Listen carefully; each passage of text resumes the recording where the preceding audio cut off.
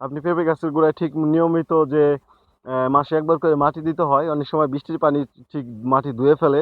তারপরে ধাপে ধাপে 4-5 ধাপে মাটি দিবেন। তো সারটা ঠিক এই 1.5 ফুট নিচ দিয়ে বা গোল করে দিবেন গাছ থেকে অনেকটা দূরে। স্প্রে আছে, কি কি স্প্রে দিলে গাছ ভালো থাকবে, সুস্থ থাকবে। আসসালামু আলাইকুম সম্মানিত দর্শক, সকল প্রকার কৃষক, তরুণ উদ্যোক্তা এবং কৃষিপ্রেমী বন্ধুদের জানাই হেল্প এগ্রো বাংলা চ্যানেলে স্বাগতম। আমার ভিডিওটা আপনারা যে যেখান থেকে দেখছেন, দেশ এবং প্রবাস থেকে, বিশ্বের যে কোনো প্রান্ত থেকে। তো চলুন শুরু করা যাক। তো আজকে আপনাদের যে জিনিসটা আমি আলোচনা করতেছি সেটা হলো আগাম ফলন পাইতে হলে আগাম পেঁপে চাষ করতে হবে। এটাই, মানুষ মাত্র পেঁপে রোপণ করতেছে, পেঁপে চারা। আর কারো গাছে আপনার ঠিক গুটি বের হইতেছে, আর এই গাছে কিন্তু অলরেডি গুটি থেকে পেঁপে বের হয়ে গেছে। এই যে এখানে দেখেন কত সুন্দর, এই যে সাইজ চলে আসতেছে। ঠিক, যারা আগাম করবে তারা কিন্তু ভালো দাম পাবে, এটাই। তারপরে আপনার এই যে দেখেন এই প্রতিটা গাছ, এই গাছটা কিন্তু বাগানের সবচেয়ে বড় এবং কি মোটা সোটা। এই যে এগুলো সব আপনার সেট হয়ে গেছে অলরেডি। কেননা পেঁপে চাষ যদি করেন, আগাম করবেন, ভালো দাম পাবেন, এবং নামি করবেন, অত ভালো দাম পাবেন না। কাজেই সব জিনিসই আপনার আগাম ভালো দাম পাওয়া যায়। এই জন্য আপনাদেরকে আমি উদ্বুদ্ধ করি যে পেঁপে চাষ না, শুধু যে কোনো কিছু আপনি চাষ করবেন আগাম করতে হবে। আগাম করলে জিনিসের দামই ভালো থাকে। কারণ আপনি এই পেঁপেটা যখন চলে আসবে, আপনার এটা কিন্তু আপনার এই কুরবানি ঈদের আগে কি বা পরে হারভেস্ট করতে পারবে। কাজেই তখন কিন্তু আপনার পেঁপের দাম ভরপুর থাকে। কারণ সবজির যত দাম থাকবে, ঠিক ক্রাইসিস থাকবে, তখন এই পেঁপের ভালো দাম থাকবে। কারণ আপনারা জানেন যে ওই সময় আপনার সবজির খুব একটা টানটান অবস্থা। কাজেই ভালো দাম পাইতে হলে আপনাকে এই আগে আগাম রোপণ করতে হবে পেঁপের চারা। তো এখানে যে জিনিসটা আসলে দেখবেন, এই শুধু পেঁপে চাষের সঙ্গে আপনার যে একটা যত্ন আছে সেটাও আপনাকে করতে হবে। যেমনটা কিনা স্প্রে, গাছের গোড়ায় মাটি দেওয়া। সবচেয়ে গাছের গোড়ায় মাটি দেওয়াটা ইম্পর্টেন্ট। কারণ এই দেখেন এই যে মাটি দিয়েছে কিন্তু রাউন্ড গোল করে। এই মাটিটা কিন্তু আপনার 2 ধাপে দিছে। প্রথমে 1 ধাপে দিছে আপনি 2 ইঞ্চি, 3 ইঞ্চি, 4 ইঞ্চি এরকম। ঠিক এই যে মাটি ড্রেন থেকে নিয়ে চাষ দিয়ে, আবার মনে করেন যে এর পরের ধাপেও কিন্তু আবার একই ধাপে। এখন এইভাবে আপনার 3 থেকে 4 ধাপে মাটি দিতে হবে, এবং কি 5 ধাপও দিতে পারবে, কোনো সমস্যা না। কারণ বৃষ্টি আসবে, মাটি আপনার ঠিক খুব সুন্দর সেট হবে ধাপে ধাপে। আর একবারে যদি মাটি দেন তাহলে হইব কি, এটা আপনার এই যে দেখেন কত সুন্দর করে দেওয়া হয়েছে। আর যদি একবারে দেন তাহলে ঠিক গাছের গোড়ে আপনার পানি যায় কেদা কেদা হয়ে ঠিক গুড়া পচা লাগে যাবে। আর যদি ধাপে ধাপে দেন, মাটি 2 ভাবে দেওয়া যায়। একটা হলো ড্রেন করে, ঠিক এভাবে লম্বা ড্রেন করে। আর দ্বিতীয়ত হচ্ছে আপনার এই গোল করে। এখানে আপনার গোল করে দিছে, তো আমি আপনাদেরকে দেখাইলাম। ঠিক গোল করে দিলেও খুব সুন্দর রেজাল্ট। এই যে এটা গোল করে দিচ্ছে, বৃষ্টি নেমে কিন্তু মাটি ধুয়ে কিন্তু নিচে নামবে। আর যতটা আপনার ঠিক আহ ই করার মাটি থাকা সেগুলো থাকবে। ঠিক আবার পরে আবার দেখা গেছে ড্রেন থেকে চাইছে নিয়ে, গ্যাপে থেকে চাইছে নিয়ে আপনি আবার দিতে পারেন। কাজেই ঠিক 2 ধাপে মাটি দেওয়া যায়, এবং গাছগুলো দেখবেন কত সুস্থ সবল। ঠিক গাছের বয়স যখন এরকম কম থাকবে, পেঁপের 100 গ্রাম 200 গ্রাম পর্যন্ত আপনার মাসে 2 বার স্প্রে করতে হবে। এবং কি যখন কিনা আপনার ওই পেঁপের এক একটার সাইজ হাফ কেজি হবে, তখন মাসে মাত্র 1 বার স্প্রে যথেষ্ট।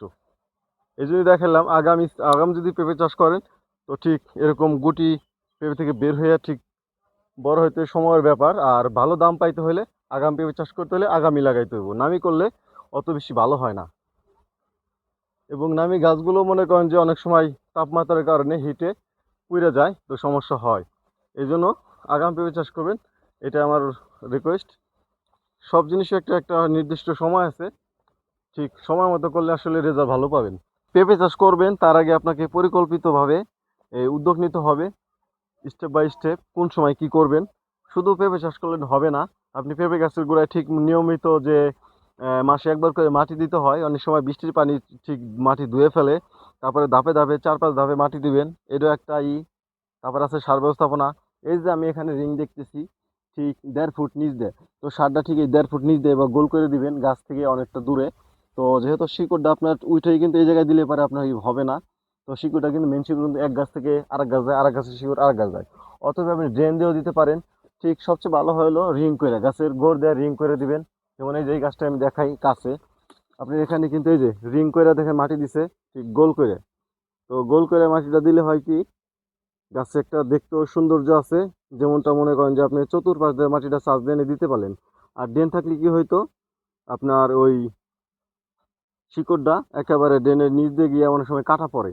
আর এখানে যে আপনি ওই চাষ দিয়ে দিবেন শিকড়টা কাটা পড়বে না, কারণ কি এই যারা যারা আমার ভিডিও দেখে এবং যাদের দিয়ে আমি এই যাদের কাছে ওই আপনার ঠিক ভালো একটা মূল্যবান কথা যেটাই পৌঁছে দিতেছি না কেন, ঠিক ঠিক এই অনুযায়ী তারা কিন্তু এই মাটি দেয়, ঠিক গাছের একটা যত্ন দেয়। তো এখানে আমি শুধুমাত্র এই গাছের যে মাটি দেওয়া এটাই বলতেছি না, আপনার স্প্রে আছে, কি কি স্প্রে দিলে গাছ ভালো থাকবে সুস্থ থাকবে। তার মধ্যে আছে আপনার পোকার বিষ, মাকড়সার বিষ, ভার্টিমেক, গুড়া পোকের জন্য ইমিটাপ, তারপর আছে আপনার হলো মাকড়ের জন্য আরও আছে সানমেকটিন বা অন্য অন্য আরও অনেক কিছু আছে তন্দ্রা এসেটাপ। তো এটা দেওয়ার পর আসলে গাছে স্প্রে করার 2 দিন পরে হলো আপনি ওই হরমোন স্প্রে করতে পারেন। কারণ কি শুরুর দিকটা হরমোন দিলে আপনার যদিও গাছটা একটু লম্বা হয় কিন্তু গাছ সঙ্গে সঙ্গে আপনি মোটাও হয়, প্লাস ফলটা বড় হয় এবং ফুল ফল খুব সুন্দর সেট হয়। আর এরকম গাছ যেরকম আপনার করা সবুজ, ঠিক আরও বেশি সবুজ আরও বেশি আপনার সৌন্দর্য ফিরে আসে এবং গাছ সুস্থ থাকে।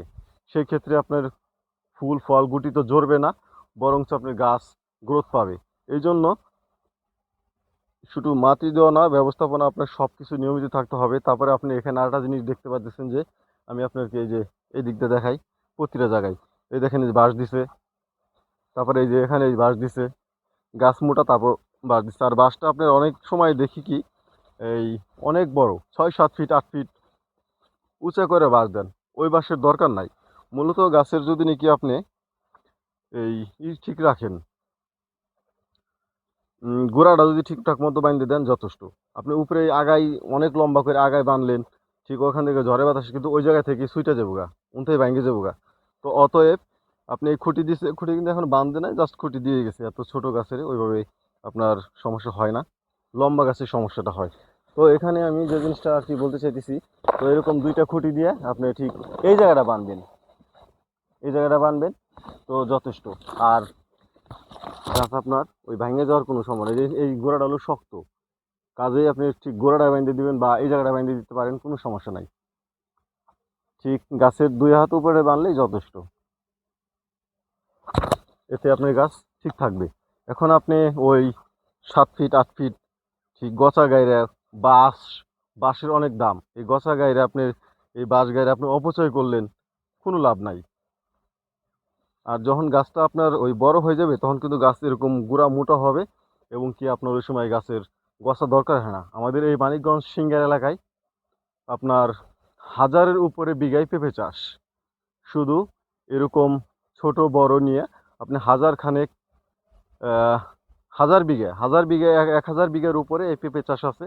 তো আপনি আসলেই দেখতে পারবেন। তা আমি দেখা দিচ্ছি, বিশেষ করে আপনি ঘুরে দেখা পিছন দিকটা দেখাই যে চককে চক শুধু পেঁপে চাষ। তারপরে আপনি বাম দিকে আপনি দেখেন যে ঘুরে দেখায় যে বাম দিকে দেখেন আপনি সব দিকে, এদিকে আপনার নিচে জায়গা তো দেখাতে পারতেছি না, উপরে আসলে দেখাতে পারতাম। চককে চক পেঁপে চাষ, কোনো জায়গায় আপনার বাদ নাই। এই জায়গায় মনে করেন যে আপনার কত 200 থেকে 300 বিঘার পেঁপে চাষ আছে, ঠিক এই আশেপাশের কথাই বললাম।